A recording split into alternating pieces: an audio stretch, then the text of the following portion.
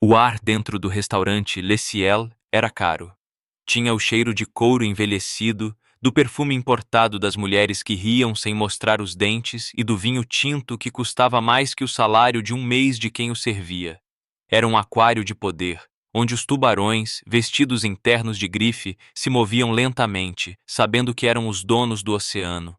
E naquela tarde, uma tempestade estava se formando, uma daquelas que não começa com trovões, mas com um silêncio pesado, um silêncio que iria expor o lado mais feio da arrogância humana e, no processo, revelar um segredo que ninguém, absolutamente ninguém, esperava. No meio daquele teatro de opulência, um homem entrou. Vestia uma camiseta preta simples, calça jeans e um relógio discreto. Não havia seguranças, nem alarde, nem a aura de eletricidade que normalmente o seguia. Ele se sentou em uma mesa no canto, perto da janela, como se quisesse ser apenas parte da decoração. Por alguns minutos, funcionou. Ele era só mais um rosto, um fantasma no meio da elite paulistana. Cristiano Ronaldo queria apenas uma tarde de paz, um refúgio do mundo que nunca parava de observá-lo. Do outro lado do salão, Lucas se movia com a precisão de um bailarino cansado. Garçom no Le Ciel há 5 anos, ele conhecia cada rangido do piso de madeira, cada preferência de cada cliente habitual. Ele era invisível, uma peça eficiente na engrenagem do luxo. Ninguém sabia que, por baixo do uniforme impecável, ele carregava o peso de noites mal dormidas, cuidando da mãe doente em uma casa pequena na periferia. Ninguém via as apostilas da faculdade de direito que ele lia no ônibus, sonhando com um dia em que não precisaria mais ouvir que o ponto da carne estava errado. Para todos ali, ele era apenas um par de mãos que trazia e levava pratos. E naquela tarde, essas mãos tremiam um pouco mais que o normal. O aluguel estava atrasado, os remédios da mãe tinham subido de preço e a pressão parecia esmagá-lo. Mesmo assim, ele mantinha o sorriso profissional, a postura ereta. Foi quando o Sr. Almeida chegou, um empresário do setor imobiliário, conhecido por sua impaciência e por tratar funcionários como se fossem obstáculos em seu caminho. Ele se sentou com um baque, jogou o cardápio na mesa e estalou os dedos. Ei, você, estou com pressa. Lucas se aproximou, a calma treinada em seu rosto. Boa tarde, senhor. Em que posso ajudá-lo? O desprezo no olhar de Almeida era quase palpável. Ele pediu o vinho mais caro da casa, não pelo sabor, mas pelo status. Lucas, com a destreza de sempre, trouxe a garrafa, apresentou o rótulo e serviu uma pequena quantidade para a degustação. Almeida girou a taça, cheirou com um ar de falso conhecedor e fez uma careta. Está quente. Você não sabe que um vinho desses precisa estar na temperatura exata? Incompetente. Lucas sentiu o sangue subir ao rosto, mas manteve a compostura. Peço desculpas, senhor. Posso trazê-lo em um balde de gelo por alguns minutos para que atinja a temperatura ideal para o seu paladar. A resposta, educada e técnica, pareceu enfurecer ainda mais o empresário. Ele não queria uma solução. Ele queria submissão. Não quero suas desculpas, quero um serviço decente. Pelo que eu pago neste lugar, esperava o mínimo de competência. Ou será que contrataram qualquer um da rua? A voz dele se elevou, atraindo olhares curiosos. O zumbido das conversas no restaurante diminuiu. As pessoas amavam um espetáculo, especialmente um em que não eram as estrelas. Sentado em seu canto, Cristiano Ronaldo parou de olhar a paisagem pela janela. Seus olhos, antes relaxados, agora estavam focados, analisando a cena com uma intensidade fria. Ele conhecia aquele tipo de homem. O tipo que mede seu próprio valor pela capacidade de diminuir os outros. Ele permaneceu em silêncio, observando. Lucas respirou fundo. A humilhação queimava em seu peito, mas a imagem de sua mãe esperando em casa o manteve firme. Ele precisava daquele emprego. Senhor, garanto que o vinho está na temperatura recomendada pela adega. Se me permitir. Ele foi interrompido por um gesto brusco de Almeida. Você está me dizendo que eu estou errado? Você, um garçom, está questionando o meu paladar? O empresário se levantou um pouco, o rosto vermelho de raiva. Ele queria uma plateia e estava conseguindo uma. Lucas, sentindo que não tinha mais nada a perder além da sua dignidade, respondeu com a voz firme, embora baixa. Não, senhor. Apenas estou explicando o procedimento. Meu trabalho é garantir sua satisfação, mas também manter a integridade do serviço. Foi a gota d'água. Almeida não suportava ser contrariado, muito menos por alguém que ele considerava insignificante. A tarde tranquila em São Paulo estava prestes a explodir.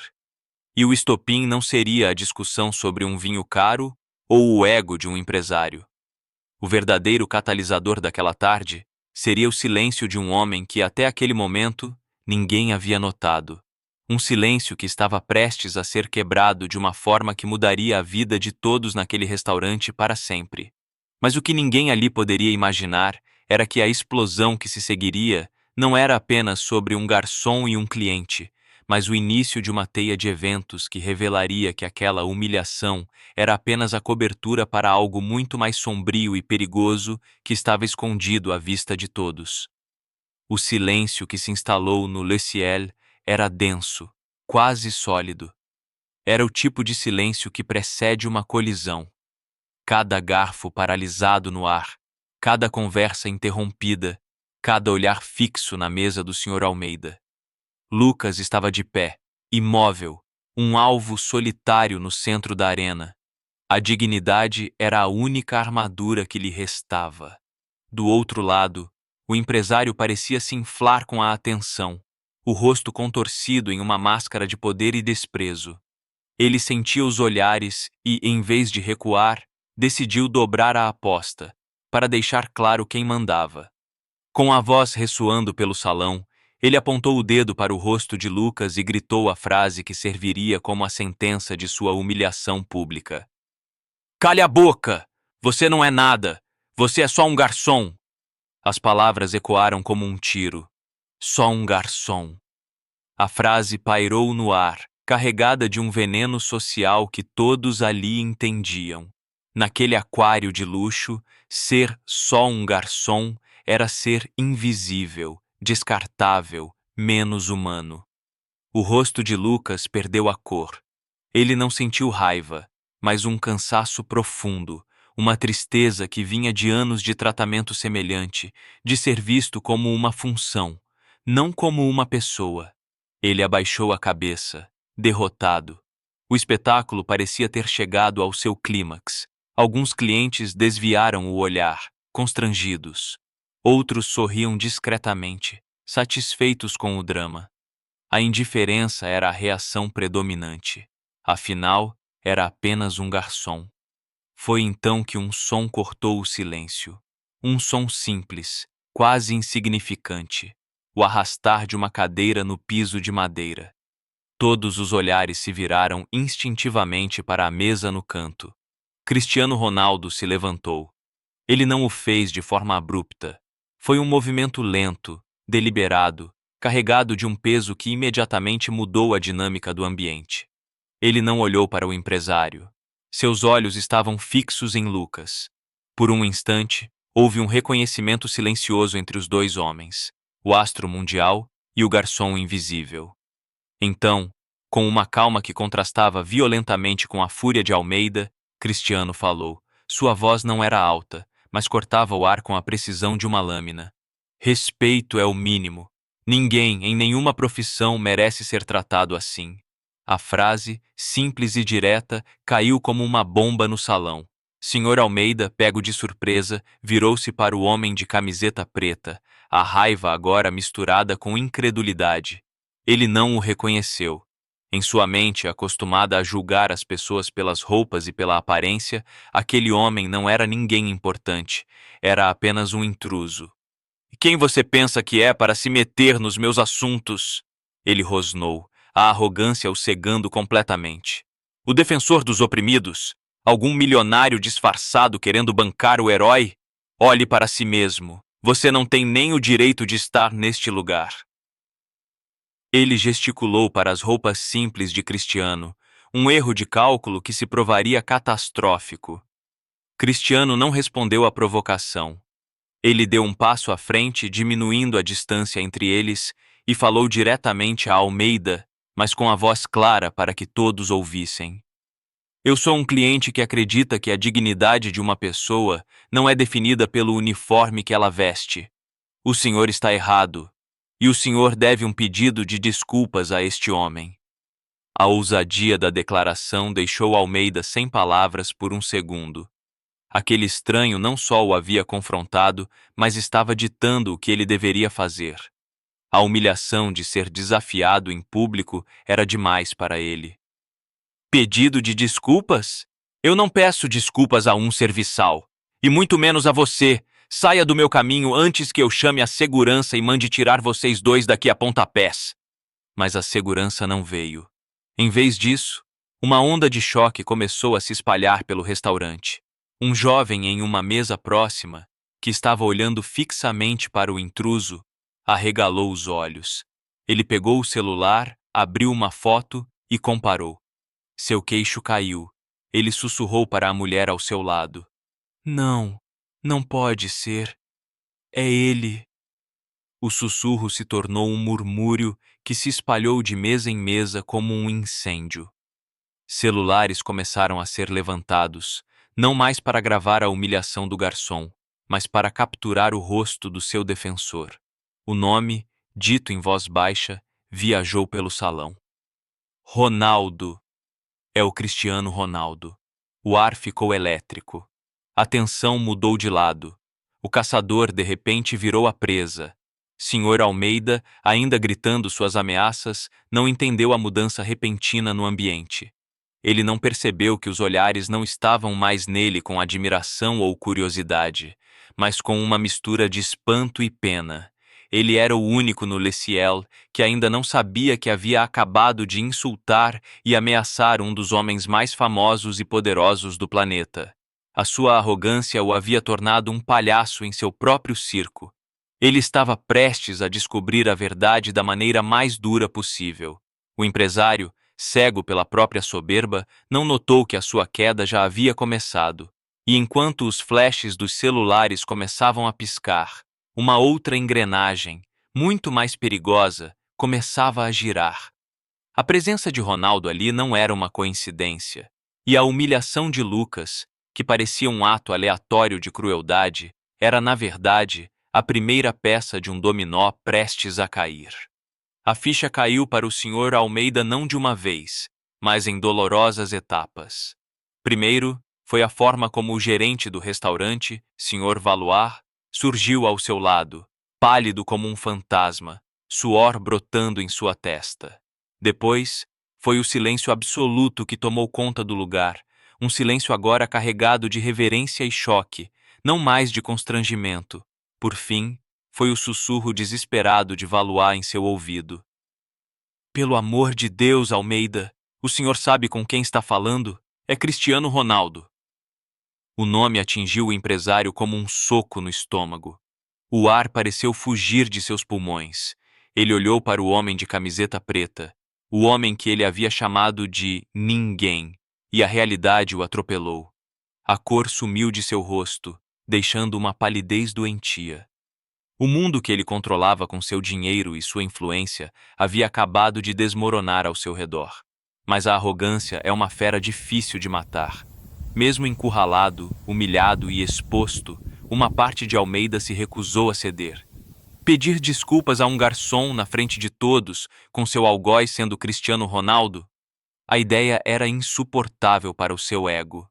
Ele engoliu em seco, tentando encontrar uma saída, uma forma de minimizar o desastre. Grande coisa, ele murmurou, mais para si mesmo do que para os outros. Isso não me dá o direito de ser desrespeitado no estabelecimento. As palavras saíram tropeçadas, patéticas. Ele sabia que havia perdido, mas a rendição completa ainda não era uma opção. Foi nesse momento que o Sr. Valois, o gerente, tomou a decisão que selaria o destino daquela tarde. Pressionado entre um cliente influente e uma celebridade mundial, ele escolheu o caminho do pragmatismo covarde. Em vez de confrontar Almeida, ele se virou para a vítima. Lucas, disse ele com uma falsa calma que não escondia o pânico em seus olhos. Sua presença está causando um transtorno. Por favor, vá para a cozinha. Depois conversamos. A mensagem era clara. Lucas estava sendo punido por ter sido humilhado. Era a lógica perversa do poder. O mais fraco sempre paga a conta. O golpe foi devastador para Lucas. Ele olhou para o gerente incrédulo. Ele havia sido a vítima, defendido por um ícone, e ainda assim era ele quem estava sendo descartado. A injustiça era tão absurda que parecia irreal. Mas antes que Lucas pudesse dar um passo, a voz de Cristiano soou novamente, firme como uma rocha. Não. Uma única palavra que parou tudo. Ele se virou para Valois, e pela primeira vez naquela tarde havia um brilho de aço em seu olhar.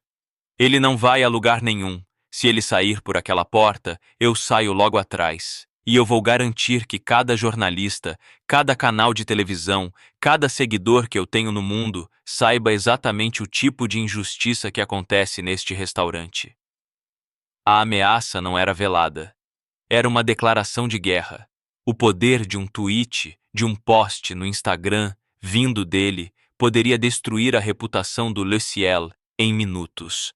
Sr. Valois congelou, o suor agora escorrendo por seu rosto. Ele estava preso em uma armadilha impossível. Enquanto o gerente tentava processar o ultimato, um som discreto, mas significativo, foi ouvido.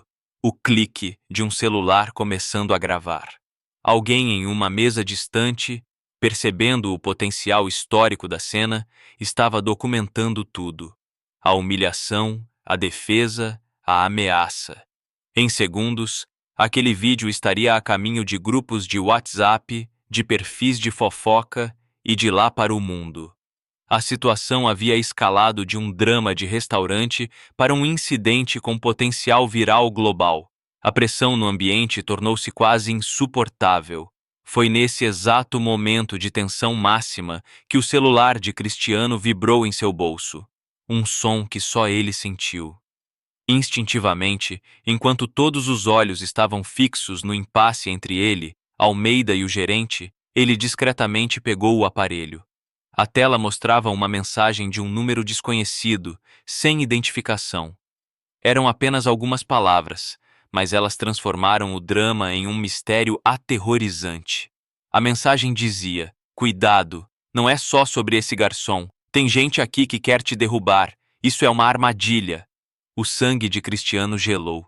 Ele ergueu os olhos do celular e, de repente, o restaurante não parecia mais um lugar de luxo, mas um palco perigoso. Cada rosto na multidão se tornou suspeito. A humilhação de Lucas teria sido encenada.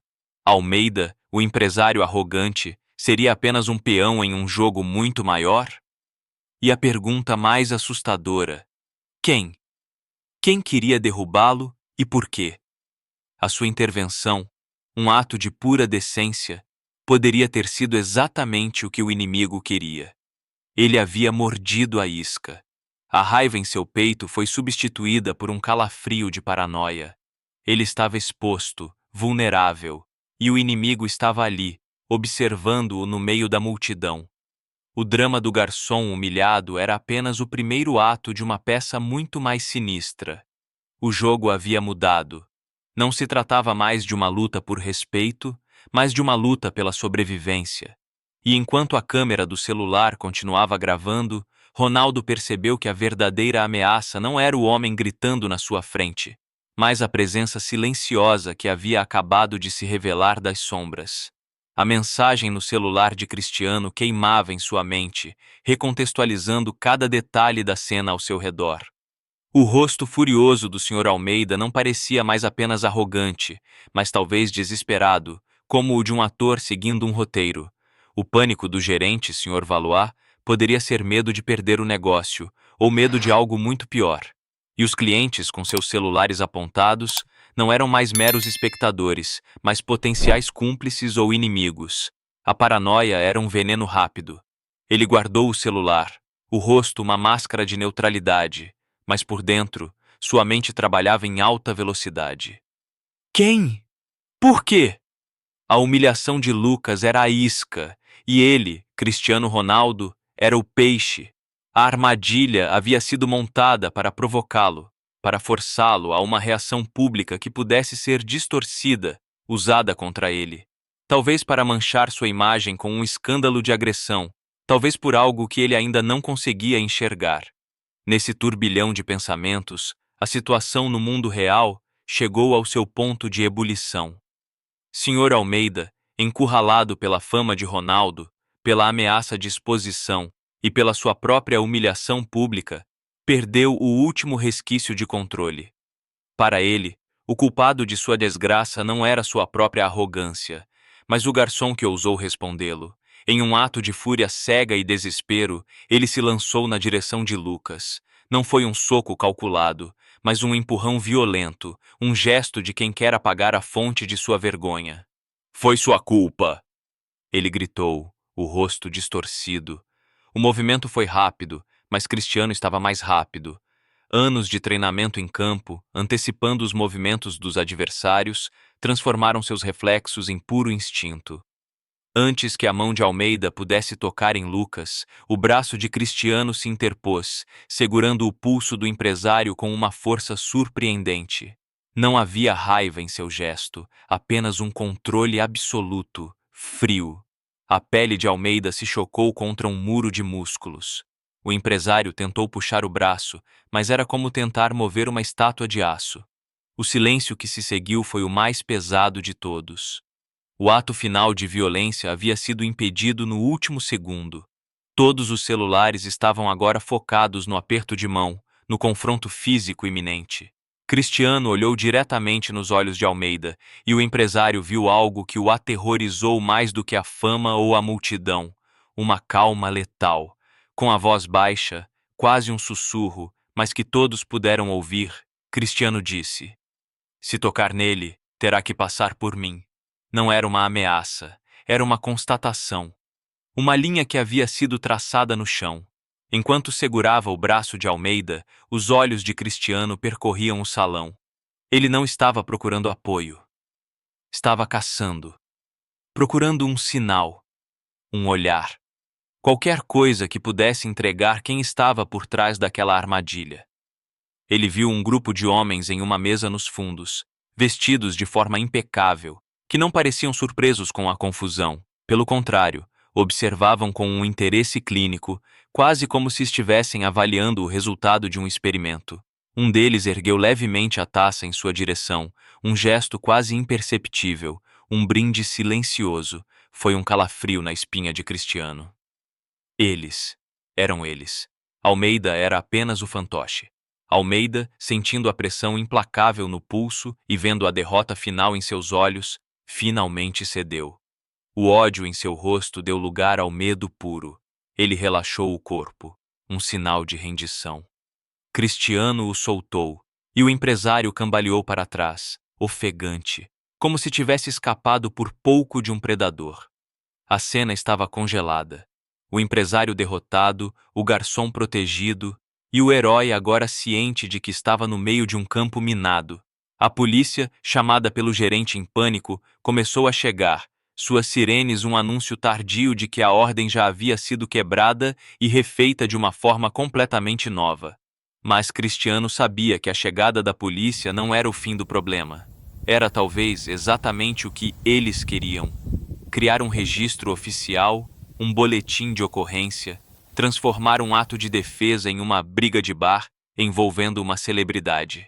A armadilha era mais sofisticada do que ele imaginava. Almeida recuou, quebrado, mas a vitória era uma ilusão. A ameaça física imediata havia passado, mas a mensagem no celular de Ronaldo e o brinde silencioso dos homens ao fundo provavam que o verdadeiro perigo era invisível e estava apenas começando. A questão não era mais se o empresário seria punido.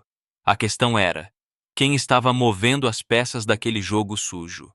E qual seria o próximo movimento deles agora que o plano inicial havia sido exposto? A chegada da polícia transformou o caos silencioso em uma desordem burocrática. Os policiais, inicialmente confusos com a cena, um restaurante de luxo, um empresário trêmulo, um garçom assustado e Cristiano Ronaldo no centro de tudo, tentavam entender a situação. O vídeo, que já circulava loucamente, foi a primeira prova que receberam. O Sr. Almeida, agora desprovido de qualquer poder, foi levado para uma sala reservada para prestar depoimento, não como um agressor preso, mas como uma parte envolvida. Um eufemismo que o dinheiro e a influência ainda conseguiam comprar. O Sr. Valois, o gerente, corria de um lado para o outro, tentando salvar a reputação de seu estabelecimento, oferecendo água e desculpas a todos, especialmente a Cristiano. No meio da confusão, Cristiano ignorou os policiais e o gerente. Sua prioridade era Lucas. Ele se aproximou do garçom, que ainda estava pálido, encostado em uma parede. "Você está bem?" perguntou Cristiano, a voz baixa e genuína. Lucas apenas assentiu, incapaz de formular palavras. O choque e a adrenalina o haviam deixado mudo. "Eles vão querer seu depoimento. Não tenha medo. Diga a verdade. Eu tenho advogados, os melhores. Eles estarão aqui em minutos. Você não está sozinho nisso", completou Cristiano, colocando uma mão tranquilizadora em seu ombro. Pela primeira vez, Lucas ergueu os olhos e encontrou o olhar do jogador. Havia gratidão, mas também um medo profundo. Um medo que parecia ir além do confronto com Almeida. Enquanto os advogados de Cristiano chegavam e assumiam o controle da situação, garantindo que o depoimento de Lucas fosse coletado de forma justa, a atenção de Ronaldo voltou-se para a mesa nos fundos. Os homens que o haviam brindado já não estavam mais lá. Desapareceram tão silenciosamente quanto surgiram, deixando para trás apenas taças de vinho pela metade. Eles eram profissionais. Isso era um jogo de gente grande. A humilhação de Lucas, a reação de Almeida, tudo parecia agora um teatro cuidadosamente orquestrado para atraí-lo. A pergunta permanecia: por quê? Seria uma tentativa de extorsão? Uma vingança de algum rival de negócios ou do esporte? Ou algo ainda mais obscuro? Nos dias que se seguiram, a história explodiu. O vídeo dominou as notícias globais. Sr. Almeida teve sua vida virada de cabeça para baixo. Contratos foram cancelados, parceiros de negócios se afastaram e sua reputação foi reduzida a cinzas na fogueira da opinião pública. O restaurante Le Ciel fechou as portas temporariamente, incapaz de lidar com a publicidade negativa. Para o mundo, a justiça havia sido feita. O arrogante foi punido, o humilde foi defendido. Uma história perfeita com um final feliz. Cristiano foi celebrado como um herói, um exemplo de decência e coragem. Mas longe das câmeras, a realidade era muito mais sombria. Cristiano, fiel à sua palavra, ofereceu a Lucas todo o suporte, um emprego em uma de suas empresas, apoio financeiro para o tratamento de sua mãe, o pagamento de sua faculdade de direito. "Você não precisa mais se preocupar", disse ele a Lucas em uma ligação no dia seguinte. Lucas, emocionado, agradeceu, mas sua voz soava estranha, distante. Havia uma hesitação, um medo que Cristiano não conseguiu decifrar. Na noite seguinte, a equipe de Cristiano tentou contatar Lucas novamente para formalizar a ajuda. O telefone estava desligado.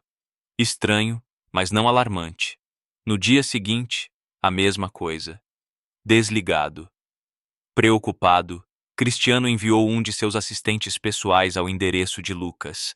A casa simples na periferia estava silenciosa, a porta trancada. Um vizinho, um senhor idoso que regava suas plantas, disse ao assistente que havia visto algo estranho na noite anterior. Um carro preto, sem placas, parou em frente à casa de Lucas. Dois homens desceram. Não houve barulho, nem gritos. Lucas e sua mãe doente saíram com eles, levando apenas uma pequena mala. Pareciam assustados, coagidos. O vizinho achou que eram parentes, mas a cena o deixou com um sentimento ruim. Eles entraram no carro, que partiu sem pressa e desapareceu na escuridão. Lucas não havia aceitado a ajuda e partido para uma vida nova. Ele havia desaparecido. Ele e sua mãe doente foram levados, apagados. A mensagem no celular de Cristiano ecoou em sua mente com uma clareza aterrorizante. Não é só sobre esse garçom. Agora ele entendia. Lucas não era apenas uma isca. Ele era uma peça-chave. Talvez ele soubesse de algo, tivesse visto ou ouvido algo enquanto trabalhava no Le Ciel, algo relacionado àqueles homens da mesa do fundo. A humilhação pública orquestrada por Almeida talvez fosse o plano A. Desacreditá-lo, fazê-lo ser demitido, torná-lo uma testemunha sem credibilidade. A intervenção de Cristiano arruinou o plano, dando a Lucas uma plataforma e um protetor poderoso. Então, eles passaram para o plano B, o silenciamento completo. A vitória no restaurante não foi uma vitória, foi um gatilho. A ação heróica de Cristiano, celebrada pelo mundo, havia inadvertidamente colocado a vida de Lucas em um perigo mortal. Ele não tinha salvado um garçom. Ele tinha, sem saber, pintado um alvo em suas costas. E agora, a peça central do quebra-cabeça, o único que talvez soubesse o que aqueles homens poderosos estavam escondendo, tinha acabado de sumir no ar, deixando para trás apenas um rastro de medo e um silêncio assustador. A ficha de que Lucas havia sido levado caiu sobre Cristiano com o peso de uma laje de concreto. A euforia da opinião pública, os elogios da mídia, tudo se tornou um ruído de fundo nauseante. Ele, o herói da história, sentia-se um completo idiota.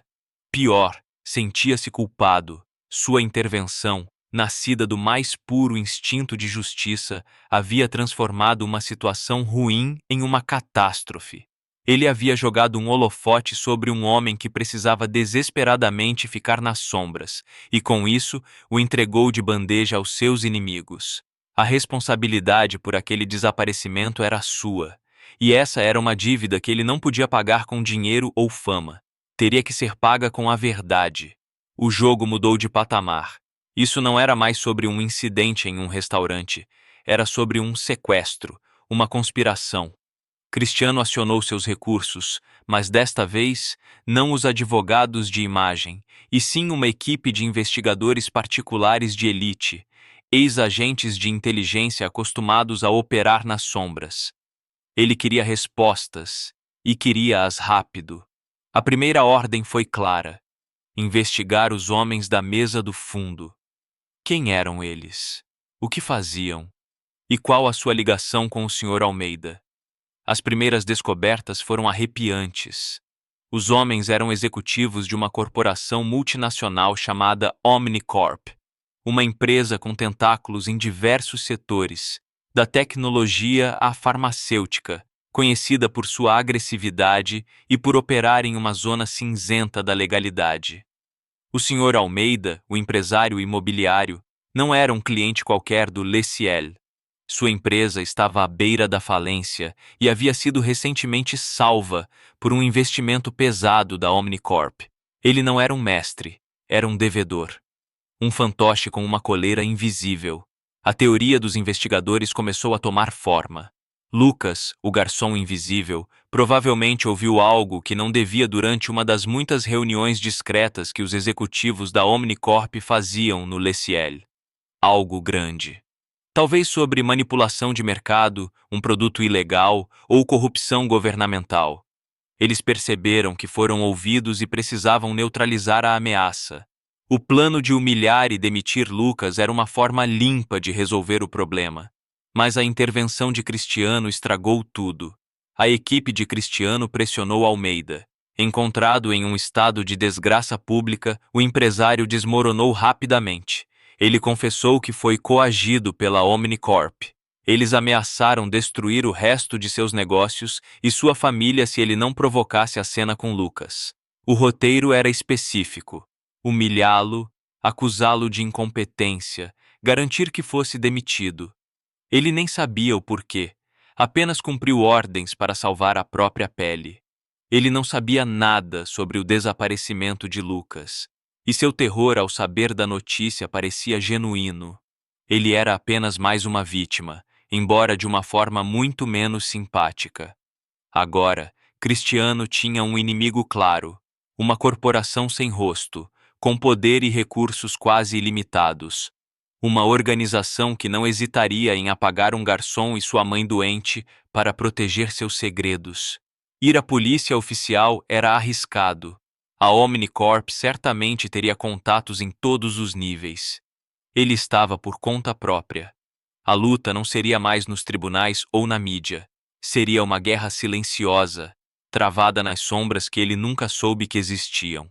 A narrativa pública do herói Cristiano Ronaldo continuava, mas o homem por trás dela estava mudado. Ele se tornou mais recluso, focado. Sua sala de troféus foi transformada em uma sala de guerra, com quadros de conexões, fotos, mapas e informações sobre a Omnicorp. Ele estava caçando. A busca por Lucas não era mais apenas um ato de reparação, era uma obsessão. Era a única maneira de redimir seu erro, de encontrar a paz. Ele entendeu que o maior desafio de sua vida não seria ganhar outra bola de ouro ou uma Liga dos Campeões. Seria encontrar um garçom desaparecido e derrubar um império corporativo corrupto, arriscando sua carreira, sua fortuna e talvez até sua vida no processo. A voz narrativa que abriu esta história retorna, agora com um tom sombrio e carregado de premonição.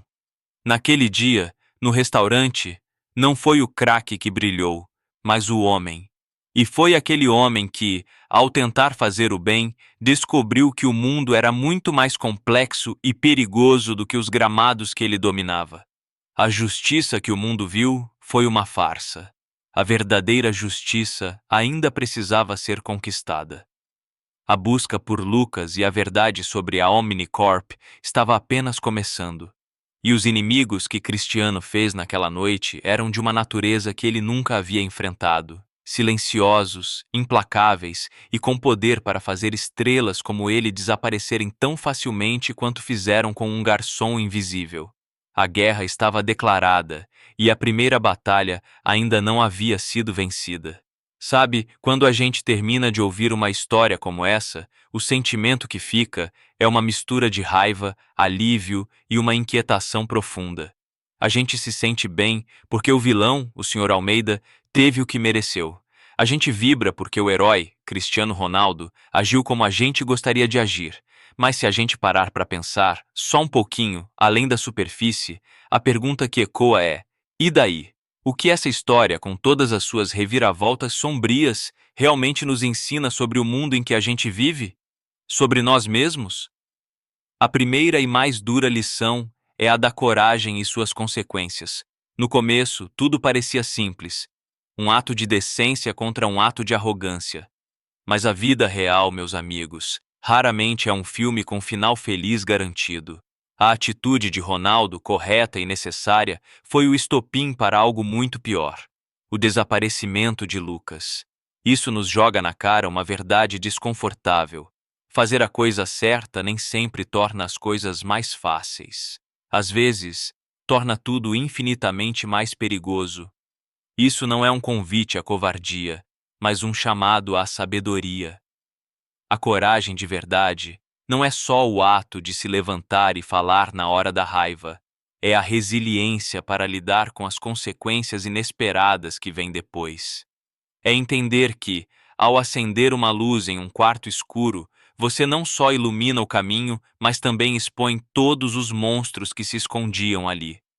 A luta de Ronaldo não terminou quando ele segurou o braço de Almeida, ela apenas começou. A segunda lição é um espelho doloroso da nossa sociedade, especialmente aqui no Brasil. A figura do Sr. Almeida não é ficção. Ele é a personificação da cultura do "você sabe com quem está falando?". É a arrogância de quem usa o status, o dinheiro ou o poder como um escudo para sua própria falta de humanidade. Todos nós já cruzamos com um Sr. Almeida na vida.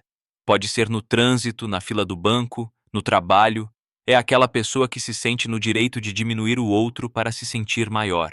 E o mais triste é a reação das outras pessoas no restaurante. O silêncio, a indiferença, o constrangimento que se transforma em inércia. Nós nos acostumamos tanto com a injustiça que muitas vezes apenas assistimos, esperando que alguém, de preferência alguém famoso e poderoso como o Ronaldo, resolva por nós. A história nos força a perguntar: e se não houvesse um Cristiano Ronaldo ali? Lucas teria sido demitido em silêncio. Almeida teria terminado seu jantar caro. e a vida seguiria, com mais uma pequena ferida na alma de um homem invisível. A lição aqui é que não podemos terceirizar nossa decência. A responsabilidade de não aceitar a humilhação do outro é de todos nós, em cada pequeno gesto. Isso nos leva diretamente à terceira e talvez mais importante lição, a de enxergar o invisível. Lucas era um fantasma social, um uniforme, um par de mãos, uma função. Ninguém ali sabia sobre sua mãe doente, sobre seu sonho de ser advogado, sobre suas noites mal dormidas. Ele só se tornou alguém quando foi humilhado e depois, quando foi defendido por uma celebridade. Quantos Lucas existem ao nosso redor todos os dias? O entregador de aplicativo que corre na chuva, o caixa de supermercado que ouve reclamações o dia inteiro, a faxineira que limpa a sujeira que a gente deixa para trás. Nós os vemos, mas não os enxergamos. Nós interagimos com a função, não com a pessoa. A história de Cristiano não é sobre um super-herói salvando uma vítima. É sobre um homem que, por um momento, parou e enxergou outro ser humano em sua totalidade, com sua dignidade e sua dor. E essa é a maior revolução que podemos fazer no nosso dia a dia.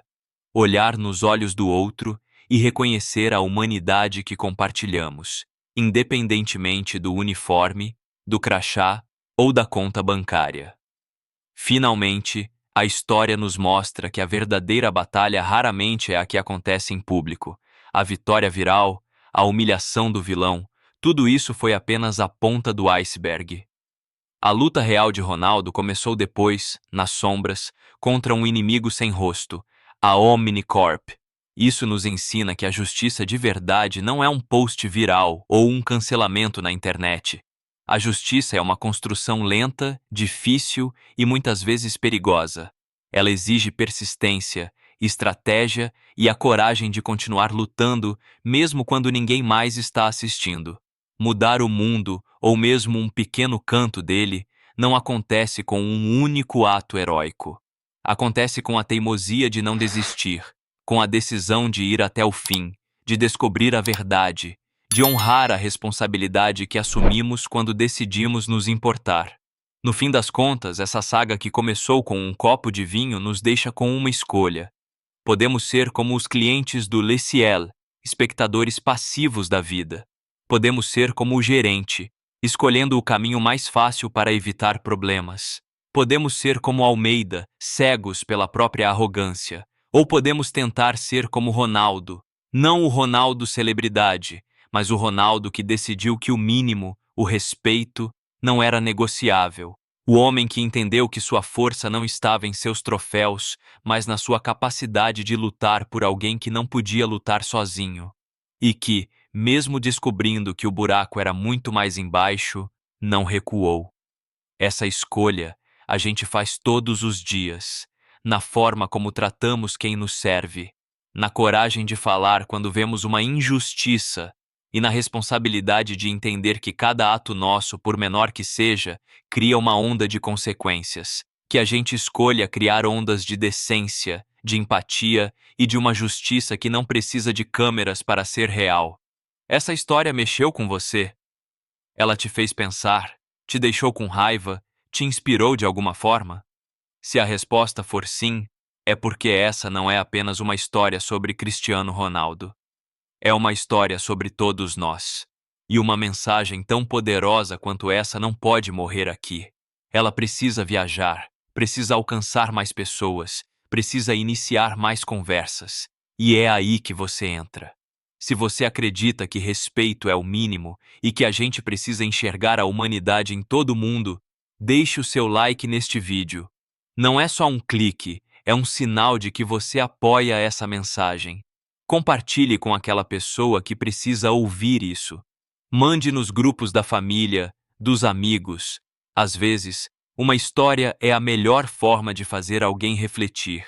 Para não perder outras histórias que nos desafiam e nos fazem pensar, inscreva-se no canal e ative o sininho. A gente tem muito mais para conversar. E o mais importante de tudo, eu quero ouvir a sua voz. Comente aqui embaixo. Me responda com sinceridade. O que você teria feito no lugar do Ronaldo? E se você fosse o Lucas, como reagiria? Qual foi a maior lição que essa jornada toda deixou em você? Eu leio cada comentário porque é nessa troca que a gente cresce junto. Vamos espalhar essa mensagem. Porque quanto mais gente consciente, menos espaço a injustiça vai ter. A gente se vê na próxima história. E até lá, que a gente nunca se esqueça de olhar para o lado.